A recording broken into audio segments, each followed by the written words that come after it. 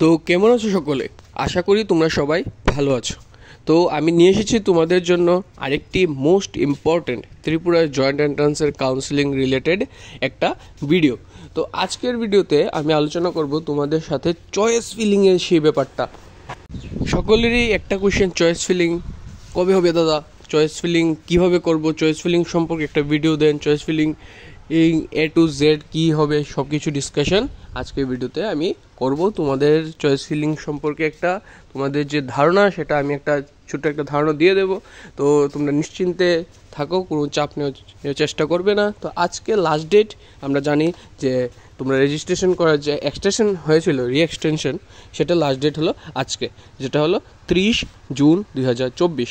তো কালকে থেকে আশা মনে হয় না যে কালকে আমার চয়েস ফিলিংটা হবে, কিন্তু যদি নোটিফিকেশান আসে চয়েস ফিলিংয়ে তো তাহলে তো খুবই ভালো। কিন্তু আমার মনে হচ্ছে আবার রি-এক্সটেনশন হতে পারে, আরও 2 দিন বাড়াতে পারে। তারপর তোমাদের শুরু হবে চয়েস ফিলিংয়ের যে ত্রিপুরা জয়েন্ট এন্ট্রান্স নোটিফিকেশান দেবে চয়েস ফিলিং করো, আর তোমরা লগ ইন করে চয়েস ফিলিং করে নেবে। তো চলো ভিডিওটা শুরু করি বেশি দেরি না করে। কিন্তু তার আগে তোমরা নিশ্চয়ই লাইক এবং সাবস্ক্রাইব করে দাও চ্যানেলটাকে। আমি তোমাদের জন্য আরও ইম্পর্টেন্ট আপডেটেড ভিডিও নিয়ে আসছি খুব শীঘ্রই। So let's start today's topic. Choice filling নিয়ে অনেকের মনে অনেক ধারণা। অনেকে ভাবে যে চয়েস ফিলিংটা আমরা চুজ করব, নাকি ত্রিপুরা জয়েন্ট এন্ট্রান্স যে বোর্ডটা আছে সেটা আমাদের কলেজ চুজ করে দেবে, এটা একটা ধারণা। দ্বিতীয় ধারণা হলো আমরা কি সবগুলি কলেজে অ্যাপ্লাই করতে পারবো কি না, এটা একটা ধারণা। অনেকে মনে করে যে আমরা শুধুমাত্র 5টা কলেজে অ্যাপ্লাই করতে পারবো যে ফর কাউন্সিলিংয়ে, সেটা একটা ধারণা। তো বিভিন্ন ধরনের মানুষের মনে অনেক কৌতূহল আছে কাউন্সিলিংটা নিয়ে। অনেকে আবার জিজ্ঞাসা করছে কি কাউন্সেলিং কমপ্লিট হওয়ার পর মিন্স তোমরা যখন ফটো আপলোড এবং তোমরা মার্কস টাইপ করে দেবে, তারপর যখন সাবমিট দেবে, তখন কি কোনো তোমাকে ইমেলে অথবা মেসেজে কোনো নোটিফিকেশান আসে কি না। তো সেটার ক্ষেত্রে প্রথমে বলে দিই, সেটা কোনো নোটিফিকেশান তোমাদের ইমেল অথবা মেসেজে আসবে না। আর এখন যদি আমরা সিট প্রেফারেন্স সম্পর্কে তোমাদের সঙ্গে বলি, যে সিট প্রেফারেন্সের ক্ষেত্রে তোমরা যতগুলি ইনস্টিটিউশন তোমাদের আসবে, PCB হোক অথবা PCM হোক, তোমরা সবগুলি ইনস্টিটিউশনে তোমরা পার্টিসিপেট করতে পারবে। মনে করো ত্রিপুরা জয়েন্ট এন্ট্রান্স দিয়ে টোটাল PCBর মধ্যে যদি 30টা কোর্সে অ্যাডমিশনের জন্য তোমাদের চান্স থাকে, তাহলে তোমরা 30টা কোর্সেরই কাউন্সেলিংয়ের জন্য তোমরা চয়েস ফিলিং করতে পারবে। যেমন এক্সাম্পল ধরো, এগ্রিকালচারের ক্ষেত্রে 4-5টা কলেজ আছে, নার্সিংয়ের জন্য 4-5টা কলেজ আছে, ফার্মাসির জন্য 2-3টা কলেজ আছে, ভেটেরিনারির জন্য 1টা কলেজ আছে, হর্টিকালচারের জন্য 2-3টা কলেজ আছে। তারপর তোমাদের দেখো যে BMLTর জন্য আছে কিছু কলেজ, আসাম ডাউনটাউন ইউনিভার্সিটি আছে এজ এ প্রাইভেট ইউনিভার্সিটি, যেটা আসাম গুয়াহাটিতে অবস্থিত, সেখানে অনেকগুলি সিট আছে তোমাদের জন্য। TIT নরসিংগড়ের মধ্যে তোমাদের ডিফারেন্ট ব্রাঞ্চেস অফ তোমাদের ইঞ্জিনিয়ারিং আছে, সবগুলি তুমি অ্যাপ্লাই করতে পারবে। তোমরা যারা PCM স্টুডেন্ট আছো তারা ইকফাইয়ের মধ্যে অনেকগুলি ব্রাঞ্চ আছে, সেখানে অ্যাপ্লাই করতে পারবে। টেকনো ইঞ্জিনিয়ারিংয়ের মধ্যে তোমরা অ্যাপ্লাই করতে পারবে। তাছাড়া আরও অন্যান্য কলেজ আছে, যেমন তোমরা রিপসেটে তোমরা অ্যাপ্লাই করতে পারবে, BSc নার্সের জন্য রিপন্সের মধ্যে অ্যাপ্লাই করতে পারবে। তোমরা মিন্স যারা PCBতে যারা টিকেছো র্যাঙ্কে আছে, তোমরা PCB সবগুলি কলেজে অ্যাপ্লাই করতে পারবো। PCBর জন্য যে PCB রিলেটেড গ্রুপগুলি আছে, যেগুলি এলিজিবিলিটি তোমরা এলিজিবল, তারা PCBর জন্য তোমরা এলিজিবল। এবং যারা PCM ইঞ্জিনিয়ারিং ব্রাঞ্চের ক্ষেত্রে যারা র্যাঙ্কে এসেছো, র্যাঙ্কে নাম আছে মেরিট লিস্টে তোমরা এবং কাউন্সেলিং করেছো, তোমরা সকলেই তোমরা PCM-এর যতগুলি কলেজ আছে ইঞ্জিনিয়ারিং কলেজ, সবগুলিতে তোমরা অ্যাপ্লাই করতে পারবে ফর চয়েস ফিলিং পারপাস। এখন বিষয়টা হলো কি, তোমরা কি চয়েস ফিলিং যে করবে, তুমি যে কলেজটা চুজ করেছো সেই কলেজটা তুমি কি পাবে কি পাবে না, সেটার আমি একটা আলাদা তোমাদের জন্য লাস্ট র্যাঙ্কের যে একটা ভিডিও আছে সেটা করে দিয়েছি। তোমরা র্যাঙ্ক ওয়াইজ একটা ধারণা করে নিতে পারো যে ওই র্যাঙ্কটার মধ্যে যদি তুমি থাকো, তুমি সিট পাচ্ছ কি পাচ্ছ না, একটা নর্মাল ধারণা। এখন আমরা প্রেফারেন্স সম্পর্কে একটু বলি, যে প্রেফারেন্সটা তোমরা কীভাবে দেবে। যখন তোমরা লগ ইন করবে, যখন তোমাদের ত্রিপুরা জয়েন্ট এন্ট্রান্স বোর্ডের মধ্যে নোটিফিকেশন আসবে, লগ ইনের জন্য একটা আবার লিঙ্ক আসবে, লগ ইন করে চয়েস ফিলিং করতে যাবে, তখন লগ ইন করে রেজিস্ট্রেশন ID এবং পাসওয়ার্ড দিয়ে যখন লগ ইন করবে, লগ ইন করার পর দেখবে তুমি তো একটা পেজ খুলবে, যে মধ্যে তোমার নিজের লগ ইন যে ডাটাটা আছে, তোমার পার্সোনাল ডাটাটা সেটা থাকবে। তারপর তার নিচে কলেজগুলির অপশান থাকবে, অনেকগুলি কলেজ থাকবে, যতগুলি কলেজ আছে ফর PCB তার PCB রিলেটেড সবগুলি কলেজ থাকবে, যার PCM তার PCM রিলেটেড সবগুলি কলেজ থাকবে। এখন তোমরা যে অপশানটাতে ফার্স্ট ক্লিক দেবে সেটা হলো তোমার ফার্স্ট প্রেফারেন্স কলেজ। সেই লিস্টের মধ্যে তোমার অটোমেটিক্যালি ক্লিক করে তোমার অপশান থাকবে, তুমি সেই জাস্ট ক্লিক বাটনে তুমি ক্লিক করে দেবে যে এই কলেজটা তোমার ফার্স্ট প্রেফারেন্স। যেটা তোমার মনে রাখবে যে তুমি যে কলেজটাকে তুমি ফার্স্ট প্রেফারেন্স দিতে চাও সেই কলেজটাকে প্রথমে ক্লিক করবে, তারপর তোমার প্রেফারেন্স অনুযায়ী সিরিয়াল বাই তুমি সেকেন্ড, থার্ড, ফোর্থ, ফিফথ এইভাবে কন্টিনিউয়াসলি চলতে থাকবে। যতগুলি কলেজ আছে তুমি সবগুলি দিয়ে দেবে, তো কোনো প্রবলেম হবে না।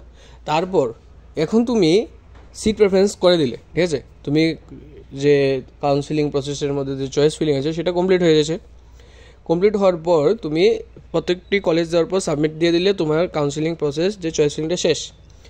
তারপর কিছুদিন পর ত্রিপুরা জয়েন্ট এন্ট্রান্স যে বোর্ড আছে সকলেরই তোমরা কাউন্সিলিং চয়েস ফিলিং কমপ্লিট হয়েছে, সেই অনুসারে তোমাদের র্যাঙ্ক এবং তোমাদের চয়েস ফিলিং অনুসারে তোমাদের আসবে তারপর তোমাদের একটা পিডিএফ, যার পিডিএফের মধ্যে লেখা থাকবে যে কোন স্টুডেন্ট কোন কোর্সটাতে অ্যালোটেড হয়েছে।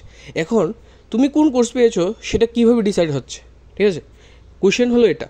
এখন তোমার যে কোর্সের যে তুমি পেয়েছো, যে তুমি সাবজেক্টটা তোমার মনে করো তোমার ফার্স্ট প্রেফারেন্স দিয়েছো এক্স, সেকেন্ড প্রেফারেন্স দিয়েছো ওয়াই, ঠিক আছে। এখন তুমি তোমার র্যাঙ্ক তোমার যদি প্রেফারেন্স অনুযায়ী যদি তোমার যত আগে র্যাঙ্ক থাকবে তোমার প্রথম প্রেফারেন্স পাওয়ার চান্স সবচেয়ে হাই থাকবে, ঠিক আছে। যদি মনে করো তোমার র্যাঙ্ক এক, ঠিক আছে, আর তোমার প্রেফারেন্স হলো এক্স ফার্স্ট প্রেফারেন্স, তাহলে তুমি ফার্স্ট প্রেফারেন্স তুমি পেয়ে যাবে, তো তোমার আর বাকি প্রেফারেন্সের কথা চিন্তাই করতে হবে না।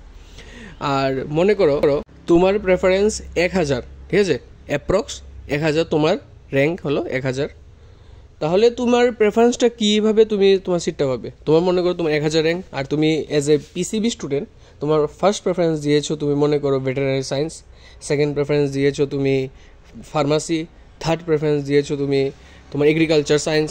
এখন ডিফারেন্ট তুমি ব্রাঞ্চের ডিফারেন্ট কলেজ আছে, ঠিক আছে। ফার্মাসির ক্ষেত্রে 3টা কলেজ আছে, যার মধ্যে একটা আছে তোমার রিপসেট, একটা আছে তোমার ভারত ফার্মাসিউটিক্যাল, আর একটা আছে তোমার যেটা মানে মিনস তোমরা 2টা প্রাইভেট ধরতে পারো, আর একটা গভর্নমেন্ট কলেজ আছে। এখন নর্মালি সকলের ফার্স্ট প্রেফারেন্স থাকে তোমার গভর্নমেন্ট কলেজ। এখন তোমার যদি 1000 র্যাঙ্ক হয়ে থাকে, 1000 র্যাঙ্ক থাকে, আর পিসিবির ক্ষেত্রে তোমরা ফার্মাসির র্যাঙ্ক খুবই কম আছে, ঠিক আছে, ফর জেনারেল ক্যাটাগরি বলছি।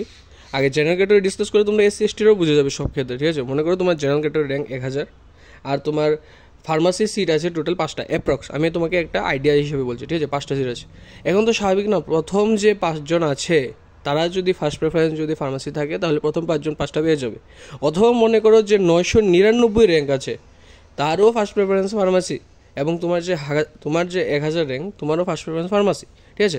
এখন দেখা যাবে যে 998 জন টোটালের মধ্যে 5টা সিট ফার্মাসির মধ্যে শুধু 4 জনই ফার্মাসি নিয়েছে, তাহলে আরেকটা সিট বাকি আছে।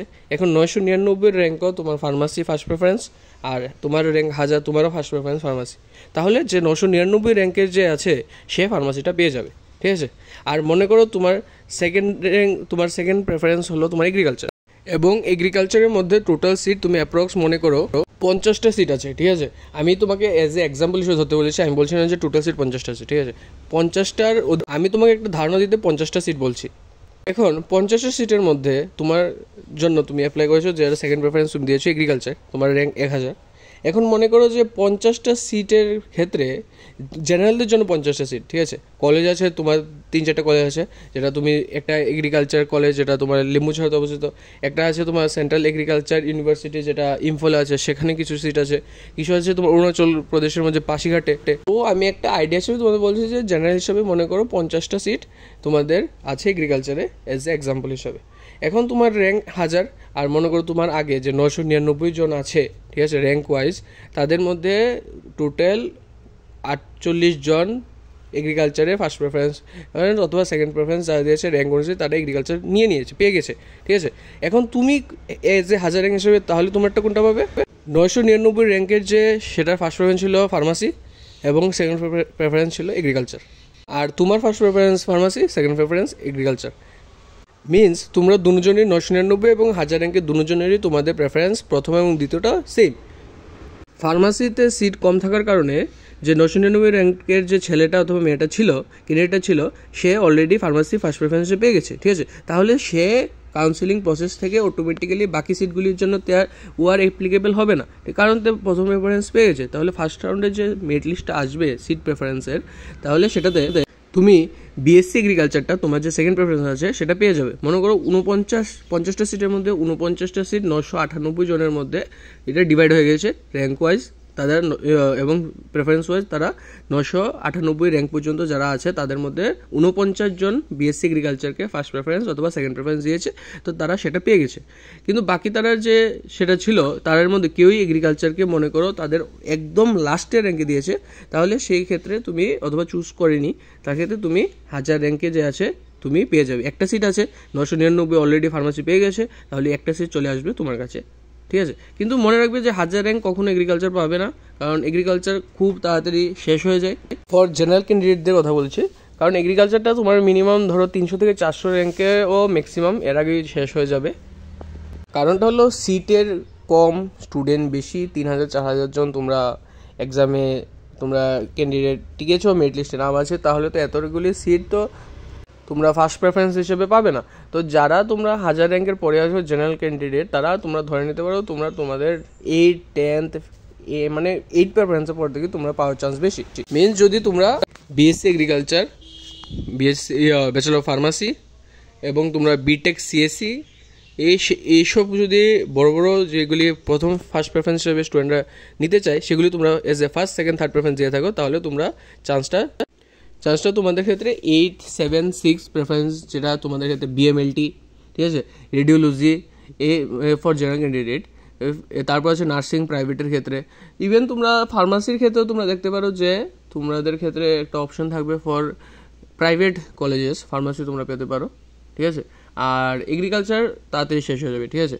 কিন্তু মনে রাখবে এগ্রিকালচারে একটা সবচেয়ে ভালো জিনিস আছে যে লেম্বুছড়ার ক্ষেত্রে দেখা যায় প্রত্যেক বছর 6-7টা সিট প্রত্যেক বছর তোমাদের ফার্স্ট রাউন্ডে যারা পায় তারা ছেড়ে দেয়, তারা অ্যাকসেপ্ট করে না। সেকেন্ড রাউন্ডে যায়, সেকেন্ড রাউন্ডেও তারা অ্যাকসেপ্ট করে না, কিছু কিছু স্পট রাউন্ডে চলে যায় 6-7টা সিটের মতো প্রত্যেক বছরে দেখা যাচ্ছে। তাহলে তোমরা মনে আশা রাখবে তোমরা স্পট রাউন্ডও পেতে পারো ফর জেনারেল ক্যান্ডিডেট। এসসি এসটিদের জন্য সেমই কথা, তোমরা তোমাদের স্পট রাউন্ডে তোমরা অনেকগুলি সিট খালি থাকে, যেমন ভেটেরিনারি সায়েন্সের ক্ষেত্রে স্পট রাউন্ডে তোমরা 3-4টা সিট চলে যায়, ফিশারিতেও চলে যায়, মানে অনেকগুলি সিট তোমাদের খালি থাকে স্পট রাউন্ডের ক্ষেত্রে। যখন তোমাদের মেরিট লিস্ট চলে আসবে তোমরা কোন সিটে তোমরা পেয়েছো প্রেফারেন্স অনুযায়ী, ঠিক আছে, তো সেটা অটোমেটিক্যালি অ্যালোটেড হয়ে যাবে তোমার র্যাঙ্ক আর তোমার প্রেফারেন্স অনুযায়ী। তো আশা করি তোমরা এই জিনিসটা তোমরা বুঝতে পেরেছো। আর যদি তারপরেও যদি কোনো ডাউট থাকে তোমরা নিশ্চয়ই কমেন্ট বক্সে বলে দাও, আমি তোমাদের রিপ্লাই দিয়ে দেবো। ওকে, থ্যাংক ইউ।